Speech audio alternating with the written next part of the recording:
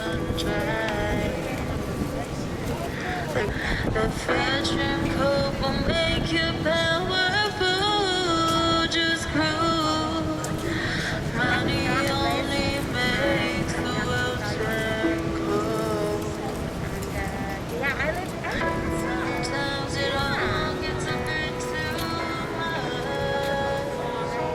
And a broken man's a chance to still wake up.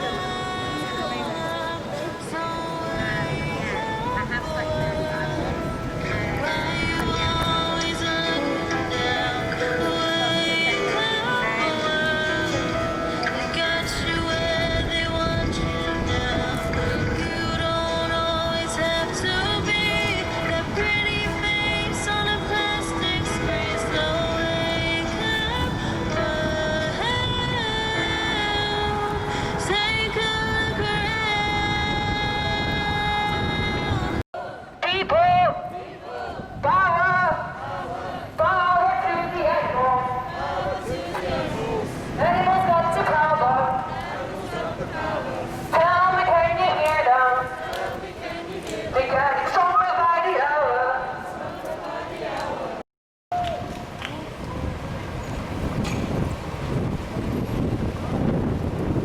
Anyone wants to sing any song? So darling, darling, stand by me. Oh, stand by me. Oh, stand by me. Animal liberation! When do we want it? Now!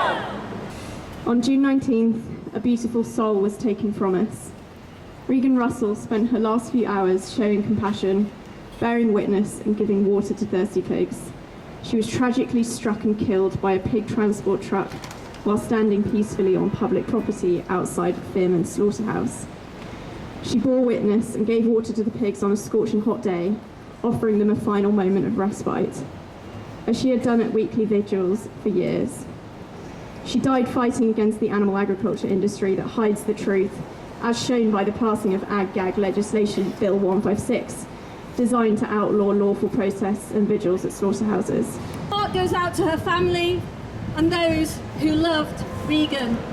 I'm so sorry for your devastating loss. She was a campaigner, a gritty, persistent activist for animals, a brave, beautiful soul. We learned of that incident, of what her final actions had been, and we understood instantly that here was a kind, compassionate soul who'd been killed standing up for animals, standing up for compassion, standing up for the truth. Many of us would later come to learn that Regan had spent many years of her life fighting against the animal abuse that's inherent within animal agriculture. She'd been a committed voice against the powerful, the mighty, the speciesist excesses of human beings in their relationships with animals. We understood that a brave, determined, remarkable person had been lost. Just days before Regan had been killed, that new ag-gag legislation, Bill 156, that had been passed by the Ontario government. It's something that Regan and many others have been passionately fighting against. The bill's full name is the Security from Trespass and Protecting Food Safety Act. That's what it's called. It's a provincial bill passed in Ontario and not at this moment in time involving the federal government. And we think it was brought forward due to an increasing amount of undercover investigations and civil disobedience actions by animal activists. Basically, people trying to get the truth out there. It was brought forward to silence the truth. Ontario's newly passed ag-gag Bill 156 is an evil, undemocratic and unconstitutional piece of legislation which violates our fundamental charter right to freedom of expression and freedom of assembly. Ontario's Ford government is backing up forces of darkness which aim to hide animal victims using euphemistically named animal protection zones. These animal protection zones surrounding slaughter trucks and slaughterhouses are really animal profiteering zones and animal persecution zones. Anita Crank, Toronto Pig Safe's founder, says the government's Bill 156 is asking people to turn away from suffering animals, and that is evil. We will not look away. We will continue to bear witness to innocent pigs, cows, chickens and other animals in front of slaughterhouses and share their stories and try to help them. Animal agriculture needs to end as it causes so much needless animal suffering, is a leading contributor to climate chaos and is leading to a health crisis and zoonotic diseases. Transparency is needed now more than ever before. Animal Save movement has joined forces with the League of United Latin American Citizens, LULAC, and other animal protection groups to highlight the exploitation of slaughterhouse workers around the US who are being infected and dying of COVID-19. Bill 156 aims to cover up filthy conditions in slaughterhouses that can cause zoonotic diseases, unsafe work environments, and animal cruelty that will have deadly consequences for many humans and animals alike. Conservative government's Bill 156, Security from Trespass and Protecting Food Safety Act, is a dangerous piece of legislation that would hide animal abuse and prevent animal activists from performing their vital role in exposing the horrific treatment of farmed animals. Trespassing laws already exist in Ontario, therefore we have to ask, what else do the government, farmers and animal ag workers have to hide that precipitated this bill? There's absolutely no evidence of farmers, workers or animals being harmed by activists, or of any violations or threats to food security. Bearing witness at locations where animals are exploited, abused and slaughtered is a Canadian right of freedom of expression. Government should be increasing the ability of activists to expose exploitation and suffering of farmed animals. The government and law enforcement agencies should be aiding animal rights groups to reach safety limits to bear witness peacefully, not taking away their rights and duties. The proposed Bill 156 is likely to increase the risk of dangerous driving by, according to the government's release, increasing protection for farmers against civil liability from people who were hurt while trespassing or contravening the Act. We fear this provision would enable and embolden transport truck drivers to drive aggressively and endanger the lives of peaceful, law-abiding activists. There have already been numerous incidents of truck drivers putting activists' lives in danger. This legislation is dangerous and unjust. It will significantly increase the risk of death to activists. It must be stopped. In addition, the legislation could in effect shut down undercover exposés into conditions on industrial farms and slaughterhouses. Veterinarians have a right to know that animal rights are being infringed, and this could happen to any other social justice movement in Ontario or the world at any time. Thank you. Many people here today and around the world will be resolving to take up Regan Russell's fight against this draconian legislation because it is wrong, and we know that right is on our side. We know that. Let's keep in mind this. Bill 156 is very similar to ag-gag laws that have been struck down as unconstitutional by courts in North Carolina, Idaho, Utah and Kansas. In February, over 40 Canadian legal experts wrote to the government to advise that Bill 156 is unconstitutional. I know many of us will keep fighting, not only until Bill 156 is overturned, and it will be, but until the end of industrial animal agriculture, until speciesism is something that no longer characterises our societies.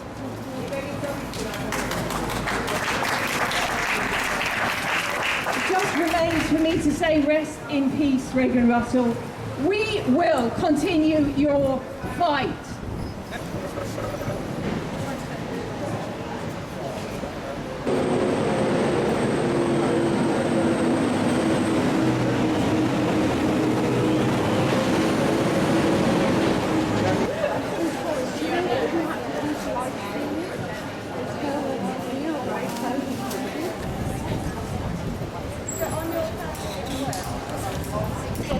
Yeah? Okay, cool.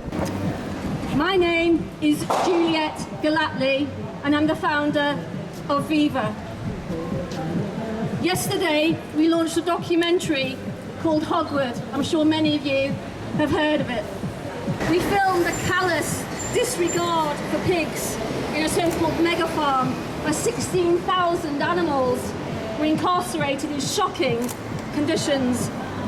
The ill are ignored, the dying are neglected, and the dead are tossed aside, or they're just left with the living.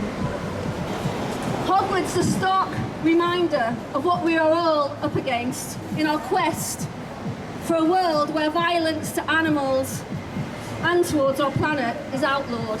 Hogwood, of course, supplied Tesco and was approved by Red Tractor.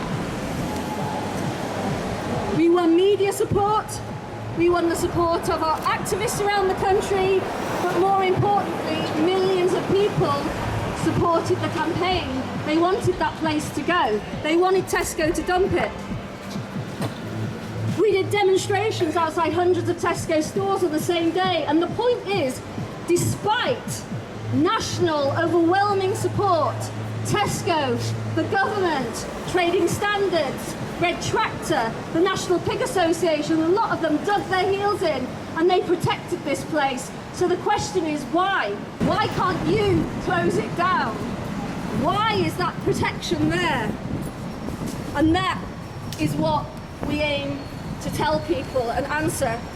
Because ultimately, the solution to this is within ourselves. Yes, it is important to lobby governments, especially coming out of this pandemic, if we are coming out of it, going by the scenes at Bournemouth Beach, that's very questionable. The point is, we like to think of this as opening the public's eyes. And we can lobby governments to end factory farming because we do need intergovernmental cooperation in terms of ending animal agriculture. But boy, oh boy, the change is coming from us. It's coming from the ground up. It's the public changing themselves and accepting at long last that veganism is a solution that is what's changing the whole face of agriculture, because industry is changing. And I know this by reading the industry's journal, so that you've even got the meat industry now investing in the vegan side of things because they have said there is no future in meat. That comes from them. We really are starting to win this battle, and it's through people like Regan giving their time, giving their souls to this movement that things have moved forward so very much. Investigated Carvesley Farm, Basingstoke Way. Now Carvesley Farm is a breeding unit, again pigs. And guess what? It supplies Morrison's and other supermarkets, and guess what again? It's Red Tractor approved. So this time we left hidden cameras and they caught men violating the Red Tractor rules by smashing piglets' heads on the ground. They violated basic pandemic rules, the hygiene rules, that you don't leave dead animals out to be eaten by wildlife and to spread disease so that these viruses and bacteria can jump the species barrier. But that is what they were doing as routine. This pandemic and all pandemics are caused by what's called zoonotic diseases. Those are diseases that jump from animals to humans. Every single case, and there are a lot of outbreaks, epidemics, raging around the world right now, they all either come from factory farming or from trading wildlife. So in other words, from eating animals. So yet again, the solution is staring us all right in the face. A quest for a world where violence to animals and towards our planet is outlawed. Regan, of course, was protesting Bill 156, an ag-gag law violating basic human rights, to protest and to expose the truth. And of course, that's something Viva do as our raison d'etre. We investigate, we expose, we take those findings to the public, and we change people. The investigation we did in honour of Regan. Who is to say that the United Kingdom won't attempt an ag-gag law? When you've got a nation like Canada, where it's been passed, anything can happen. They had multiple lawyers speaking out against it, they had human rights groups speaking out against it, and it was still passed. Something that's totally in violation of the most basic of human rights and totally unconstitutional, and it passed. Who is to say that won't happen here? In honour of Regan, of all animals who have been put through hell, we must all up our fight for a vegan world. Together we will achieve this, and we'll achieve many victories together.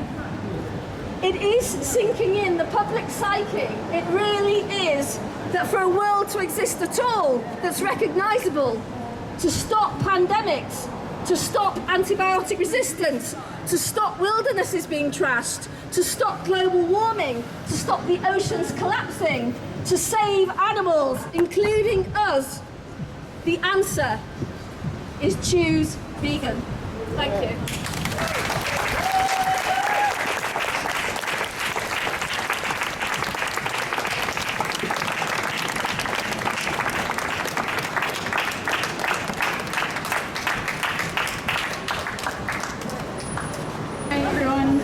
Thank you so much for coming. I wrote a quick speech last night because I myself was deeply affected and moved by the loss of Regan, and just felt like I wanted to say a few words and perhaps bring a slightly different angle to the conversation. And I'm so proud to stand here amongst you today, taking a stand for the animals and for the people involved here. I'm going to keep it relatively brief, just because primarily we're here to honour Regan and we're here to stand against the ag-gag bill. But what I do want to dig into a little is what we're up against as animal rights activists in the face of gagging laws, and how the UK animal exploitation industries operate in an attempt to drown us out. I don't mean this to be in any way daunting, rather empowering, as of course knowledge is power, and the more of us saying it how it is, the more transparent their rhetoric becomes. Those of you who don't know me, I'm Dr. Alice Bruff, a veterinary surgeon who for the last 4 years worked in the pig industry across the UK. And that experience led me to become vegan about 3 years ago, and then been off the career that I'd spent about 13 years of my life driving towards in favour of animal rights activism. Because my dreams of improving welfare were dashed by corruption and greed, and I became completely disheartened with battling to save animals only to have their throats slit 6 months later. I want to start by acknowledging all the organisations and individuals working to throw a spotlight on the realities of farming, and all of you being here today are doing just that. And I thought I'd follow Juliet because it's probably along the same theme. And I wanted to do a little bit of exposing myself today in honour of Regan. I used to sit at my desk in the pig office when I was a practising vet, just quietly getting on with my reports. And a phone call would come in from a client, or someone who'd been on the receiving end of a phone call from a client would storm in.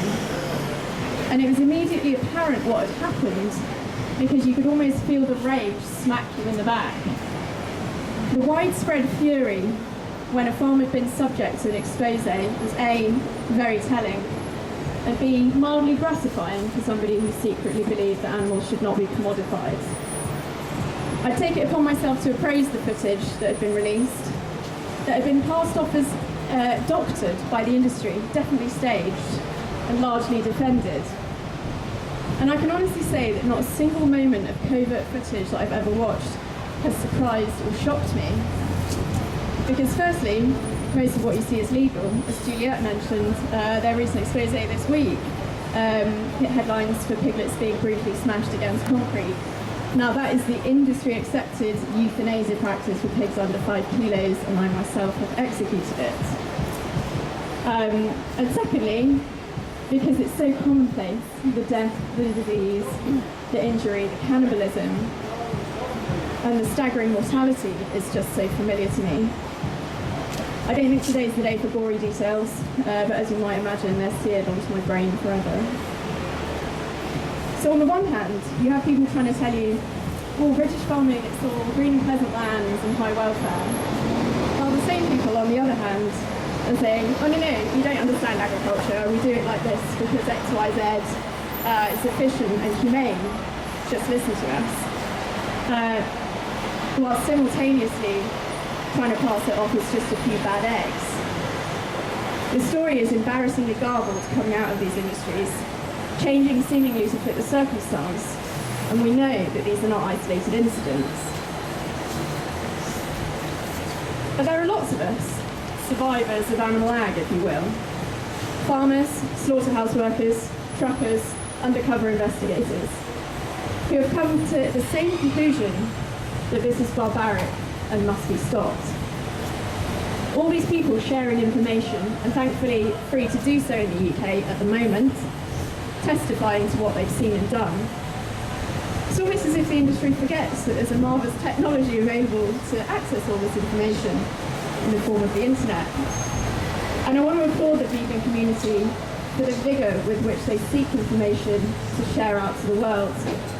These industries are self-promoting and self-policing. Keep picking holes, and eventually they'll have nowhere to hide.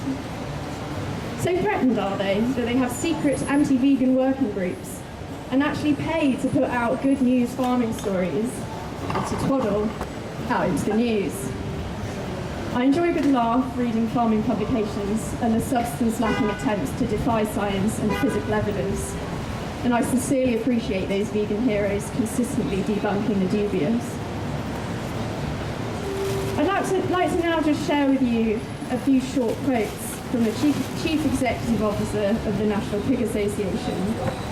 From their website, the NPA is a trade association for British commercial pig producers, representing members' interests throughout the food chain and with UK and EU government, fighting for the growth and prosperity of the pig industry and championing Great British pork. The following snippets are from an email sent to a supporter who had expressed dismay at animal equality footage of sows in farrowing crates. In actual fact, the primary reason for farrowing crates is to protect the piglets, not cause them harm. So the primarily cited reason for not banning crates is preventing piglet deaths. But actually, when you look at the largest and most robust studies, not the singular papers cited on the NPA briefing, which looked at a total of 3 farms in Denmark, you'll find that there's no significant difference in piglet mortality between crated and free farrowing systems, deeming this cherry-picked garbage. Her alarming assessment that all pigs looked healthy and well, when anyone with functioning eyes could identify dead, dying, diseased and injured pigs, all within the space of a 2-minute clip, gives us an insight into the patronising manner with which the industry seeks to reassure the British public. Now, this person holds a PhD in pig behaviour and welfare, which makes the following sentence deeply troubling. We know that these crates don't look great to the average consumer, and as a side note, 60% of UK sows are subjected to them. Every stock person knows the sow is perfectly happy within them for the few weeks she's in there. The farrowing house is the most peaceful room on the farm, not one full of angry pigs trying to escape. Oh dear. If you had any idea about pig behaviour, or being in any way truthful, you'd know that it's been shown that sows are under constant stress for the duration of their confinement, and you'd understand that the room is quiet because those mothers are exhibiting signs of psychosis consistent with a deep depression. They aren't trying to escape because not only is that entirely impossible from a metal cage, they've lost all hope. And if you're perfectly comfortable assigning happiness and anger to these creatures who possess the cognitive ability and emotional complexities of a 3-year-old child, then why is everybody fighting tooth and nail to prevent animal sentience being recognised in law? Needless to say, we didn't receive a reply from Zoe. The reason I'm sharing parts of this exchange is because it is vital that we are able to talk about this, to call out the propaganda, sift through the marketing, and expose the horrifying truth that is animal agriculture without being deemed a criminal. We're here to protest the passing of yet another ag-gag bill, this time in Canada. They're prevalent all over the US, and currently in the UK, we're facing the insidious introduction of new trespass laws, which will prevent many methods of exposing and opposing animal cruelty and environmental crimes. How do we fight this? Recognise that if any of these common practices as standard conditions were at all acceptable or at all palatable to the general public, the farmers and slaughterhouses would be sharing footage, not us. As a consultant whose sole purpose was to improve the health, welfare and productivity on a farm, I generally attend 3 monthly routine visits along with any emergencies. Even at these routine visits, requested and diarised well in advance, I can't tell you the number of times I turn up on farm to find the most sickening horrors imaginable, and driven away after shooting the desperate dregs clinging on to life in agony, wondering how anybody could allow this and know that it's happening and do nothing, often fighting with myself to not just drive off a cliff. That was my reality for 4 years, but as hideous as it got, I knew that at some point I would have the opportunity to use this knowledge and experience to do what I'd actually signed up for as a vet, to save animals. I felt extremely alone in that industry and often felt as though I was the only person that cared. But as I entered into the vegan world and journeyed through my transition from vet to activist, I realised there was a huge family waiting for me to stand by my side and fight for justice. Look around you. We can fight this because we are together and because we are right. There are millions of us around the globe, united in one cause. So we must be active and fight the gagging, fight the blinding of the consumer, and respectfully, don't listen to anyone telling you to be quiet. Thanks very much. Thank you. Justice for Regan! When do we want it? Now! What do we want? Justice for Regan! When do we want it? Now! What do we want? Stop Bill 156! And when do we want it? Now! Humane slaughter is a lie! Animals do not want to die! Do not find the humane line! Animals do not want to die! Happy cows are alive! Animals do not want to die! You stay silent! Animals die! We want justice! For the animals! We want freedom! For the animals! Go vegan! For the animals! Animals scream in terror! Just like us! Animals care in fear! Just like us! Animals flee in panic! Just like us! There's no excuse for animal abuse! Shame, shame, shame on Canada! Shame, shame, shame on Canada! Torture, death and exploitation! Profit for corporations! Animals' lives are their rights! We will not give up the fight!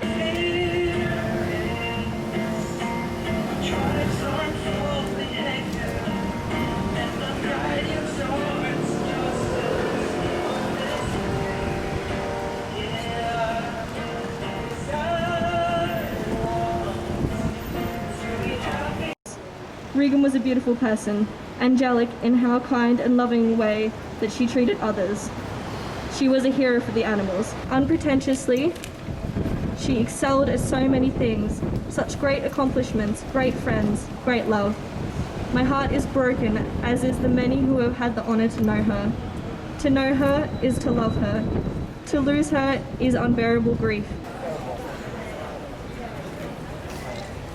And that she died fighting for what she believed in. She'd been an activist for over 40 years, for more than just the animals. She also protested against injustice towards humans as well. I want people to have a clear image of who she was as a person. She wasn't just some annoying vegan protesting on a street corner. She was a good person and she didn't deserve what happened to her. I want to push myself out of my comfort zone for Regan. I need to do a bit more to honour her. I'd like to invite another minute of silence for her. Regan died because of an unfortunate wrongdoing of a truck driver. And make no mistake, we have to keep every single person accountable for their wrongdoings. But we have to go even further and keep a system accountable that produces these people who are capable of murder when they start their day as fathers or mothers, truck drivers, average people, and end up being murderers at the end of the day, despite their will. We have to address that system and work together, because what the system is most afraid of is that we are going to unite. I never met Regan, but from watching the videos of her and hearing what her friends and family had to say about her, I feel such a connection to her. I could feel the compassion and love coming from her when she was on those vigils, trying to give some comfort to those poor animals on the way to their deaths. Regan spent over 40 years of her life standing up and speaking for those that nobody else would listen to. She was their voice, and nobody was going to stop her. I've never felt so passionate about anything as much as I do about animal rights, and the death of Regan in such tragic circumstances has made me even more determined to carry on fighting for total animal liberation. Her death will not be in vain. We will continue to fight in her memory. 10,000 pigs are killed at the Fearmans slaughterhouse in Burlington every day. Toronto Pig Save activists have been holding regular vigils outside Fearmans since 2011. Regan was a wife, daughter, a best friend, and we will not let the candles go out. Those who voted in favour of this bill are wholly culpable in this tragedy. We are calling on all MPPs of good faith to repeal Bill 156 and bring forth a new bill, one that protects the rights of Ontarians to exercise free speech, expose abuse and violence, and speak up for those most marginalised in our society. Act now before tragedies like this become all too commonplace. Justice for Regan Russell. Our movement has truly lost a wonderful person, and it brought back to him memories of the animal liberation campaigners who tragically lost their lives in a similar way here in England as well. So other people that have lost their lives in the animal rights movement, in particular hunt saboteurs, so Mike Hill in 1991 and Tom Warby in 1993, both killed by hunt vehicles whilst they're trying to protect wild animals from persecution. And Jill Phillips, 25 years ago, run over by a cattle truck. She was protesting outside Coventry Airport against the transport of slaves for the veal industry. In memory of Regan and all of the others who have lost their lives in the struggle to free animals from human tyranny, let us fight even harder in whatever way we can for animal liberation.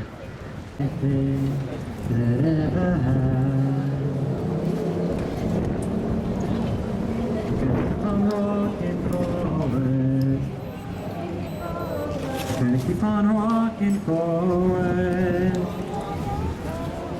never turning back, never turning back.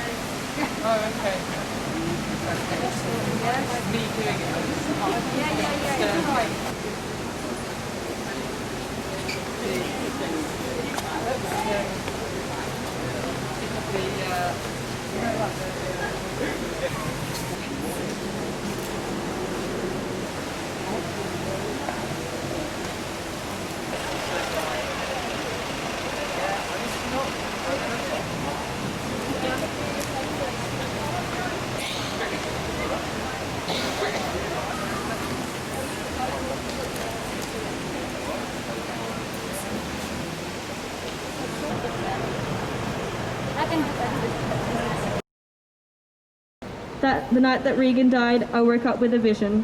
It was a vision of two hands held together holding a lot of seeds. I feel like this is a sign, an offering for all of us to continue the work that she was doing to create a better world for animals.